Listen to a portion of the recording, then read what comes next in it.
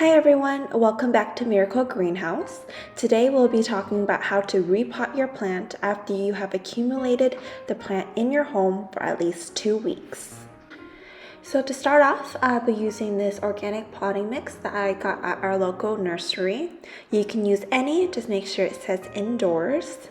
And then I'll also be using a type of airy substance such as pumice or perlite into my soil mixture. This helps with the aeration of the plant, and the amount will depend on the type of plant you'll be repotting. So to start off, you want to get the plant out of the pot. I usually do it by squeezing the pot from side to side to help loosen up the soil, and after that the plant should easily fall out from the pot. I'll usually hold it at the base of the plant. This helps ensure no breakage of the roots or the plant from the roots, and then you will slowly wiggle it out until the plant falls out. And now you will want to massage the roots to get some of the soil off. This helps an easier transition from the nursery pot into the new pot. And as you're doing this, make sure you're as gentle as you can to prevent minimum root damage. This lowers the percentage of plant stress as it is in its new plant pot. For new plant parents, I always encourage a terracotta pot. This helps lower the percentage of root rot due to excess water, as well as a drainage hole. This helps prevent overwatering and can potentially cause root rot. When you're choosing a new plant pot for your plant, always go about 1 to 2 inches bigger than the original nursery pot. This helps encourage the roots to grow, so the plant can grow even bigger. As you can see, the soil in the original pot mix isn't as airy as we would like it, since there's only a little bit of perlite in there. So I'm going to start off by putting a little bit of the soil into the pot, and then afterwards I'll be adding the pumice in there. This helps the aeration of the soil.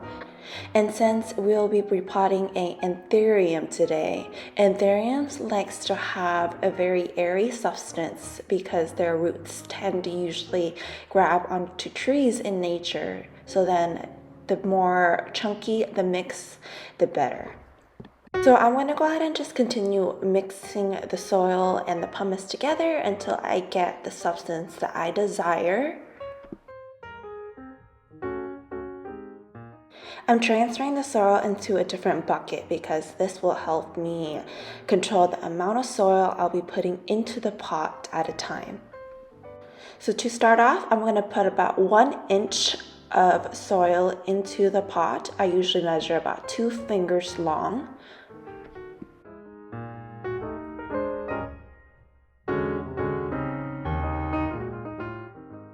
Now I'll grab the plant and I'll slowly place it into the pot, making sure all the roots will stay beneath the tip of the pot.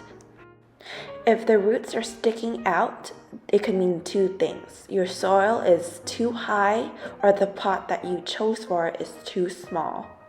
Now I'm just going to continue to add in the soil until I reach about 2/3 of the way up.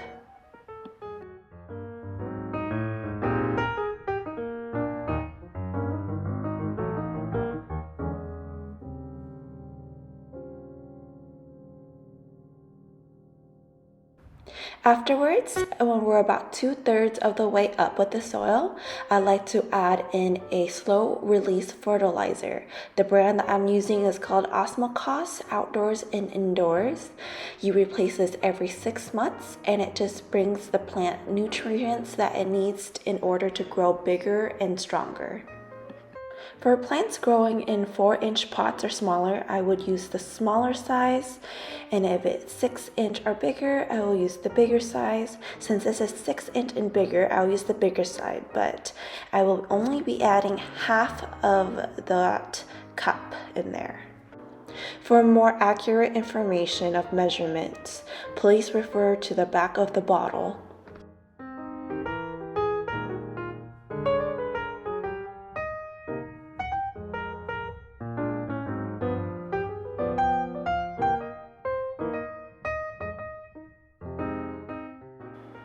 Now go ahead and fill the rest of your pot up to the brim. Make sure you do not pack the soil too tight because then you're going to prevent air from getting to the roots, and not too loose that the plant itself is wiggling back and forth. You can use your hand to just slowly pat the soil down so it stays in place.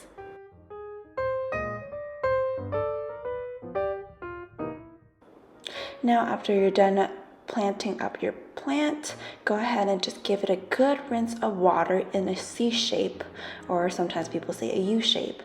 This helps the water distribute evenly around the soil.